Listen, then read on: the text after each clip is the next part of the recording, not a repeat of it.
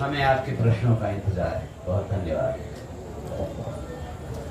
जिस तरह से मुस्लिम वोट बैंक में जो है कैंप ज्यादा चल रहा था जनसुराज का, उसको देखते हुए माले और राजद के द्वारा जो है अब्दुल बारी सिद्दीकी और तमाम मुस्लिम नेताओं को जो है लाया गया। इस पर आप लोग क्या सोचते हैं, किस तरह से वोट बैंक टूट जाएगा? मुस्लिम समुदाय को अब विश्वास हो गया है कि पिछले 40-50 सालों से उनको केवल ठगा जाता रहा है। इन 4 विधानसभा के उपचुनाव में भी किसी पार्टी की इतनी हिम्मत नहीं हुई कि एक भी मुस्लिम उम्मीदवार वो खड़ी कर सके सिवाय जनसुराज पार्टी के। तो मुस्लिम समुदाय चाहे किसी जगह हो, चाहे वो तरारी में हो, रामगढ़ में हो, इमामगंज में हो या बेलागंज में हो, उनको पता चल गया है कि अगर उनकी चिंता कोई करता है तो वो केवल जनसुराज पार्टी करती है। माले या कोई और पार्टी जिसका आपने नाम लिया, वो चाहे कुछ भी कर लें, हमारे मुस्लिम भाइयों को और बहनों को वो बरगला नहीं सकते इस बार। ये हमारा पूरा यकीन है। सोशल मीडिया पर एक वीडियो हम लोग देख रहे हैं कि बीजेपी के जो प्रत्याशी हैं आपके कैंप में आए हुए हैं गाड़ी से, और क्या बातें हुई? क्या नहीं, बातें नहीं, क्या बेचारा, देखिए छोटे बच्चे हैं, उनको भी क्षेत्र का ज्ञान है नहीं, तो कहाँ से कहाँ चले जा रहे हैं खुद समझ में नहीं आ रहा है। तो हमें लगता था इतना तो पढ़े लिखे शायद होंगे कि नाम पढ़ सकते थे, लेकिन शायद किसी कारण मिस कर गए, तो गलती से वो अंदर आ गए थे, तो उसके बाद वो निकल गए। बच्चे हैं, क्षेत्र का भी ज्ञान नहीं है, क्षेत्र में घूमे नहीं है, जानते नहीं है, तो यही होगा ना, तो इसकी गलती है, इससे कोई हम लोग बुरा नहीं माने, कोई बात नहीं। उनका कहना है कि वोटर्स को खोजने के लिए अपने आए हुए थे, मतदाताओं को खोजने के लिए अपने जो है। नहीं तो वही, अब देखिए क्षेत्र का इतना ही ज्ञान नहीं है तो क्या किया जाए कि आप जनसुराज के ऑफिस में आ जाते हैं, तो ये तो अब उनके मतदाता करने वाले भी समझ जाएंगे कि भाई कौन खड़ा है इलेक्शन में, जिसको अपना क्षेत्र ही नहीं पता, जिसको ये भी नहीं पता कि मेरे मतदाता कहाँ रहते हैं और उनको कहाँ जाना है वोट मांगने। आनंद जी, आपने 4 सीटों में 1 सीट दिया है मुस्लिम उम्मीदवार को। 18% करीब मुसलमान हैं आगे बिहार में। प्रशांत जी ने भी कहा भी है कि 40 सीटें हम उनके लिए, जिसकी जितनी हिस्सेदारी है। तो क्या आप मानते हैं कि ये कोशिश प्रशांत किशोर ने की है विश्वास जगाने की मुसलमानों में कि हाँ हम एकदम जो कहते हैं वो नहीं? देखिए हम लोग आज बात ज्यादा तैयारी का करेंगे, लेकिन क्योंकि आपने प्रश्न उठा दिया तो 18% मतलब कहना मतलब अगर बिहार 5 भाइयों का बना है तो उसमें से 1 भाई अपने मुस्लिम भी है। तो हमेशा लोग ऐसा करते हैं जैसे कि उनके लिए हम कुछ गिफ्ट दे रहे हैं, ऐसा तो है नहीं भाई। अब घर में 5 लड़के हैं तो एक को जिम्मेदारी लेना पड़ेगा ना, 4 ही चलाएंगे। तो हम लोग उनको ये कह रहे हैं कि आप जिम्मेदारी लीजिए, आप भागीदारी लीजिए, बिहार आपका भी है, आप कैसे पीछे बैठे रहेंगे। तो उस हिसाब से हमारा इन्वॉल्वमेंट है। जो सो कॉल्ड मुस्लिम कम्युनिटी की आप बात करते हैं, इसको अलग से ना देखा जाए, इसको एक जिम्मेदारी लेने और देने वाली बात तक देखा जाए। फिरारी के बारे में हम लोग ज्यादा बात करें आज। सर, जैसे कि बिहार में अक्सर देखा गया है चुनाव में जातिवाद को लेकर, करारी में भी हुआ है, पहले भी हुआ है, इस बार की राजनीति कहाँ होगी? नहीं देखिए, अब की बार तो हमें पूरी कहीं पे हम जो इतने दिन से कैंपेन कर रहे हैं, हम तो काफी खुद भी एक्टिव रहे जमीन पे, जात वाला बात हमको दिखा नहीं। हाँ, जो आप कह रहे हैं, अभी जो पूरा का पूरा तरारी है वो समझ गया कि इतने साल से जो दुर्गति है, आप यहाँ गांव है, चले जाइए, आप घुस नहीं सकते उस गांव में, है ना, आपकी गाड़ी तो छुड़े, पैदल घुसने में आप फिसल के गिर जाएंगे। तो ऐसी जगहों पे लोग अब जनसुराज जो मुहिम लेके आया है कि बच्चों की पढ़ाई का, बुजुर्गों की दवाई का, युवाओं की कमाई का और सारे जितने तकलीफ में फंसे भाई है सबकी दवाई का, तो मुद्दा ही जात से उठकर है। तो अब की बार तरारी ये जात का जो डेफिनेशन है ब्रेक करता हुआ आपको नजर आएगा, वो भी जनसुराज के नेतृत्व में। आपका रैली था स्वराज, रैली था तो हर जगह तरारी विधानसभा में घूमे। अभी आप अपने जो रैली में घूमे तो आपका पोजीशन क्या दिखा, किस पोजीशन पर आप हैं इस चुनाव में? देखिए दीदी कुछ बोलना चाहती, मैं बोलूंगा इनको बोलने को, लेकिन आज की रैली आप देखे होते पीरो मार्केट में होते, आपको लगता कि जनसुराज के अलावा इस तरारी में कुछ नहीं है, कोई नहीं है, पूरा का पूरा तरारी जनसुराजी हो गया है। और आज अल्टीमेटली जनसुराज के कारण से यहाँ के लोगों में वो ताकत, वो कॉन्फिडेंस छलक के आया। जो लोग मुझसे मिलते थे कहते थे भैया हम पीछे से हैं, आज जय बिहार का नारा लगा रहे थे साथ में पीरों के बाजार में, तो ये मामला सेट कर देता है कि तरारी में वोटिंग किस तरफ हो रहा है। एक सवाल हमारा भी रहेगा दीदी आपसे। तेजस्वी यादव ने कहा कि झोल टंगवा लोग चुनावी मैदान में आ गए हैं। देखिए, अब जिसको कौन कहा क्या कहा, उनको अपने पे ध्यान देना चाहिए। जब आदमी होता है ना कि जब प्रॉब्लम में फंस जाता है, तकलीफ में आ जाता है, तो कोई कुछ भी बोलता है। जन सुराज से हम लोग किसी और पे हम लोग इस तरह से कटाक्ष करने पे नहीं बिलीव करते। हम सकारात्मक राजनीति लेके आए हैं। जब बात बच्चों की कर रहे हैं, बात हमारा सिंबल भी हमने स्कूल का बस्ता लिया है, तो फिर ऐसे लोग जिसको पढ़ाई लिखाई से कोई दूर दूर का वास्ता नहीं, वो कुछ ऐसी बातें कर दे तो उस पर हमारा मंतव्य देना उचित नहीं लगता। क्या लग रहा है जहाँ पे बीजेपी जो है माले के जो जितने प्रत्याशी हैं वो कह रहे हैं सामंती विचारधारा बनाम गरीब की लड़ाई है, बीजेपी जहाँ विकास की बात कर रही है, तो क्या लग रहा है जन सुराज इस बार जो शिक्षा और रोजगार का मुद्दा लेके आया है तरारी विधानसभा क्षेत्र चुनाव में, हाँ। कितना कारगर हो पाएगा? आप ये देखिए, बात कर रहे हैं हम लोग यहाँ काम करने आए हैं, लोग यहाँ राजनीति कर रहे हैं। 10 साल से कौन था यहाँ, किसका सरकार चल रहा था, कौन एमपी थे? 10 साल माले के। हाँ, तो फिर जब यही लोग थे तो जो डेवलपमेंट होना था तब नहीं हुआ। अब जो चुनाव आया तब याद आ रहा है कि अब डेवलपमेंट करना है। एक और बात, आपने माले के बारे में कहा और बीजे के बारे में कहा। माले को ये भी समझ में आ गया है और हमने उनसे बात भी की है कई जगहों पे कि उन्होंने जो पिछले 30-40 सालों में किया वो अपनी जगह एक सही आवाज उठाई, जिसमें दबे कुचलों को उन्होंने एक आवाज दी, उनके मुंह में आवाज दी। अब उस फेज को gear 1, gear 2, first gear, second gear मानते हुए हमने उनसे कहा है कि नाउ हमें 3rd, 4th गियर पे शिफ्ट करना होगा। हमारा होराइजन अब बड़ा हो गया है, दबे कुचलों को आवाज मिल गई है, अब उनको प्रगति की जरूरत है, तो उन्हें हमारे साथ हाथ मिलाना चाहिए। ये हमारा मैसेज उन्हें है, जिससे कि हम साथ साथ 3rd गियर, 4th गियर में जाकर प्रगति की रफ्तार को तेज कर सकें। ये संदेश हम आपके माध्यम से उन सबों को देना चाहेंगे। एक सवाल हमारा दीदी से होगा कि जैसा कि आपके अध्यक्ष महोदय ने अभी बताया कि तरारी जो है वो बाहुबलियों का गढ़ है, तो क्या दीदी इस बार इस किले को भेद पाएंगी? किला भेदना क्या है, तो भेदा हुआ किला है और किला हम थोड़ा ना भेद रहे हैं, वो तो जनता भेद चुकी है। सब बाहुबली का खलबली मचा हुआ है। आप बाहुबलियों की बात करते हैं, जनता के बल की बात ही नहीं करते हैं। तो आपने एक और जाति पे भी सवाल जरूर किया, तो आपके शुरू से लेकर अभी तक वो 2 ही सवाल हैं, जात पात और बाहुबली। बिहार में तो देखा जाता है ठीक है, तो ये जन सुराज आपकी जो धारणा है उसको बदलने वाली है। हर वो जात से हम लोग वोट मिलने वाले जन सुराज को, जिसको आपको लगता है कि वोट नहीं मिलने वाली है, वो भी जात में आएगी, वो भी गांव आएगा, हर एक क्षेत्र से आएगा। और रहा बात आपने जो कहा बाहुबलियों का, तो आप समझ नहीं पा रहे हैं, जब जनता का बल जब दिखता है ना, तो बाहुबली कोई नहीं टिकता है। एक चीज हम जोड़ना चाहेंगे कि बाहुबली पे ना जाया जाए। जनरल साहब खुद, हम खुद यहाँ पे हैं, तो ये सब बहुत बाहुबली और ये सब बली फली देख चुके हैं हम लोग, तो ये सब का छोड़ देते हैं। अब एक हम गांव में गए तो आप समझिए इस बात को, जनता में कह रहे हैं, ए भैया तू हमरा के बचाई बा। जब पहले हो रहा था तो कोई एक जन आते थे 10 को राइफल लेके आते थे हमको बचाने। हम बोले यही तो आप लोग का समझदारी में कमी है, आप समझ नहीं रहे हैं कि माहौल ऐसा खराब कर दिया वो लोग कि राइफल निकालना पड़ा है। वही माहौल सुधारने आए हैं कि वह हमको क्या किसी को राइफल लेके नहीं आना पड़ेगा, माहौल के अंदर नहीं होगा। क्यों किसी को राइफल लेके आना पड़ेगा भाई? ये किस तरह का माहौल चल रहा है? ये पूरा माहौल को बेहतर करने के लिए सारा जितना सबका पूरा फोकस है वो हम लाना चाहते शिक्षा के ऊपर, वो लाना चाहते रोजगार के ऊपर और बच्चों के बेहतर भविष्य के ऊपर। तो ये बाहुबली और ये जो डेफिनेशन है, आप देखिए अभी आने वाले 25 के चुनाव तक इसको जनसुराज ये डेफिनेशन ही खत्म हो जाएगा। इन मुद्दों पे चुनाव लड़ा ही नहीं जाएगा। मुद्दे होंगे विकास के, मुद्दे होंगे पढ़ाई के, मुद्दे होंगे बच्चों के भविष्य के। लेकिन आनंद जी, आज आपने जो अपना रोड शो किया, जो तंगा आपने एकदम लंबा चौड़ा करीब 100-150 गाड़ियां और बड़ा काफिला, ये आपने अपनी तरारी के लोगों को ताकत दिखाने की एक कोशिश की या मुख्य मुद्दे को समझाने की?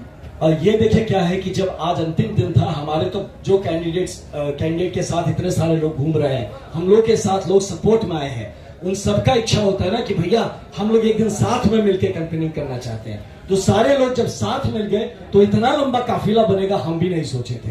ये हम लोग बहुत प्लानिंग करके गाड़ी नहीं जुड़े थे, बस सबका था भैया हम भी आएंगे, भैया हम भी जुड़ेंगे, हम भी जुड़ेंगे।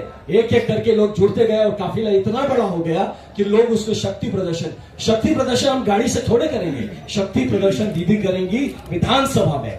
जाने दीजिए और देखिए विधानसभा में जाके यहाँ के मुद्दे उठाएंगी, यहाँ के जितने ये पिछड़ेपन के जो इश्यूज है इसको खड़ा। शक्ति प्रदर्शन काम करके किया जाता है, गाड़ी और बंदूक दिखा के शक्ति प्रदर्शन होता है। तो जन स्वराज काम करके शक्ति प्रदर्शन करेगा। आज जो आपने देखा ये हमारे कार्यकर्ताओं का प्रेम प्रदर्शन था, ये कोई शक्ति प्रदर्शन नहीं। आनंद जी कहा जाता है अभी तक जो आप कैंपेन कर रहे थे छोटे छोटे 150 के समूह में कर रहे थे, और अचानक जो आज आपने दिखाया है वो कहीं ना कहीं तो शक्ति, इसका मतलब कहीं ना कहीं एक एक्स IPS का दिमाग चला है उसमें कि पहले छोटे पुलिस वालों को बुलाते हैं, फिर भाई अचानक डंडा चालू। नहीं, यहाँ कुछ एक्स IPS की बात नहीं है। यहाँ मैंने बताया आपको कि हमारे सारे लोग एक बार एक टीम बन के कुछ करना चाह रहे थे, साथ जाना चाहते थे, लेकिन साथ आपको ये भी बता दे कि आज भी सारे लोग नहीं थे। इसमें बहुत सारे लोग अभी भी गांव में काम कर रहे थे, वो अपने लेवल पे अपने गांव में घूम रहे थे।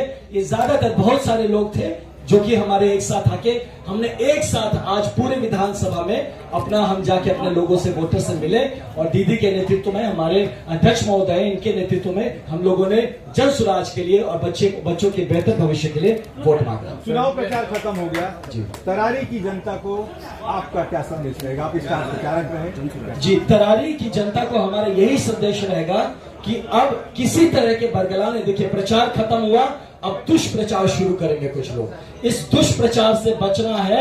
आज ही कोई आके कहने लगा कि भाई कोई छत्तीसगढ़ की है दीदी, बताइए ये कोई मतलब है? कुछ भी दुष्प्रचार चला रहे। यही बिशुनपुरा की लड़की है, यहीं पे शादी हुई है इनकी, यहाँ की बहू है, और यहाँ पे लोग ये दुष्प्रचार चला रहे हैं। तो मेरी जनता से अपील है कि आप अब दिमाग खोल दीजिए, अब आप ये भूल भुलावा में मत रहिए।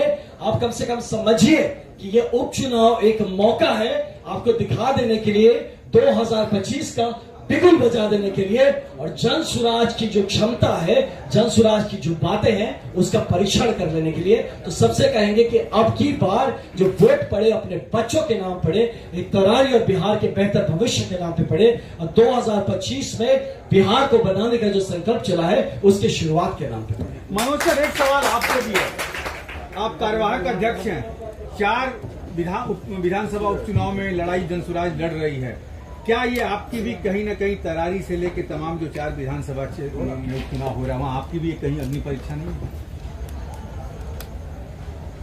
पार्टी 1 महीने पुरानी है, लेकिन संगठन कम से कम 2 साल या उससे ज्यादा पुराना है। तो पार्टी का कार्यवाहक अध्यक्ष नहीं लड़ता है, उसका संगठन लड़ता है।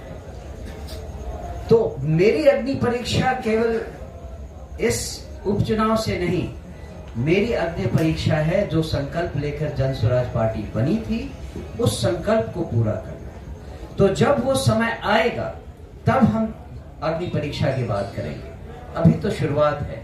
और दूसरी बात ये भी मैं बताऊंगा कि, और ये संदेश जनता के लिए है तरारी चुनाव क्षेत्र में, आप किरण दीदी को जिता कर देखिए, उसके बाद आपको समझ में आएगा कि पहले के जो प्रत्याशी हुआ करते थे, जिनको एक बार आपने जिता दिया वोट देकर, तो फिर वो कभी आपको अपना चेहरा नहीं दिखाते थे। ये आप इस बार बदला हुआ पाएंगे। इनके पास केवल 10-11 महीने का समय है, लेकिन वो 10-11 महीने में आपको वो करके दिखाएंगी जो आपने 40 सालों में अभी तक नहीं देखा होगा।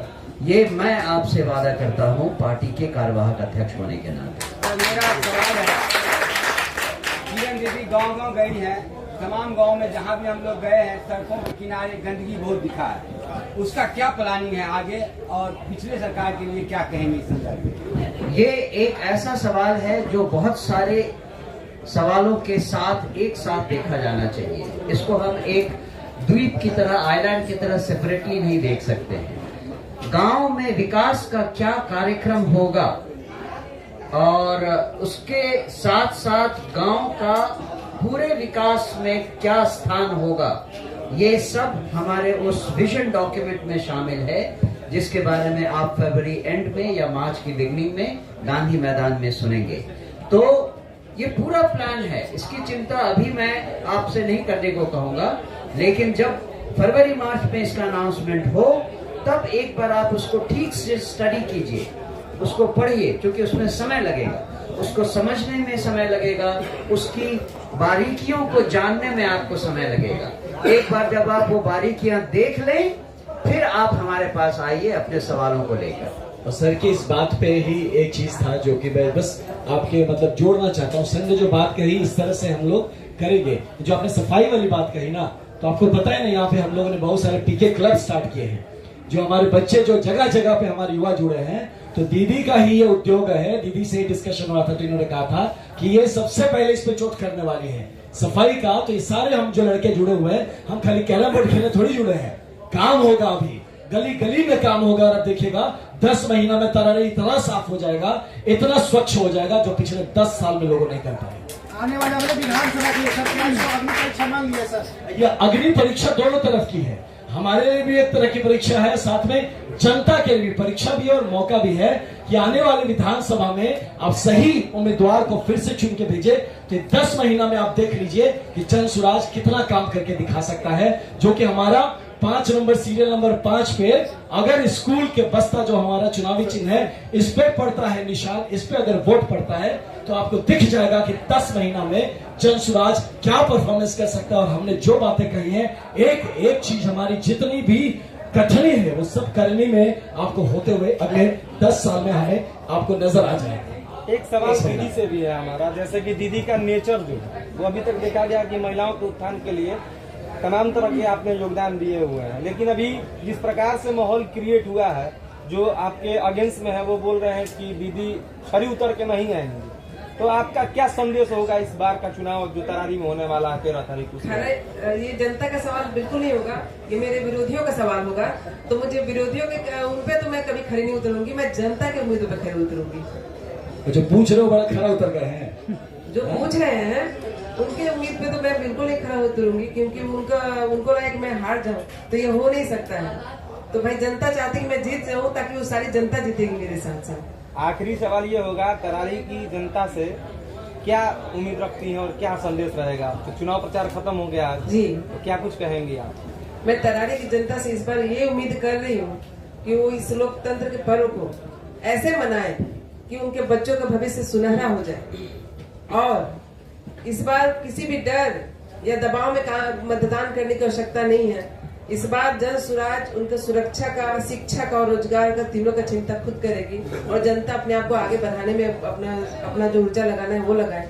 और इस हम लोग लोकतंत्र के पर्व को बहुत ही सुंदर और बहुत ही जी। किरण जी, यदि आप जीत के आती हैं तो अट्रैक्टिव मूड में आएंगी, मतलब अटैकिंग मूड जिसको कहा जाता है, क्या आप देख लेंगे आमने सामने से? देखिए, अब जिस चीज की जरूरत होगी उस तरह से आएंगे।